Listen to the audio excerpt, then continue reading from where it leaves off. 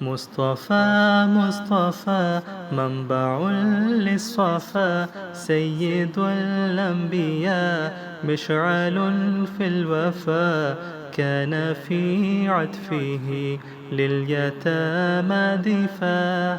حن قلبي له فاض شوقا إليه، ليس أرجو سوى شربة من يدي.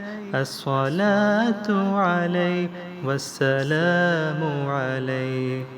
للسماء ارتقى فأتى بالنقى، وغدا وجهه نيرا مشرقا.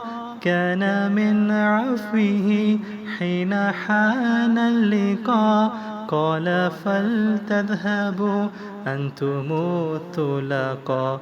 مصطفى مصطفى منبع للصفا، سيد الأنبياء مشعل في الوفا، كان في عطفه لليتامى دفا.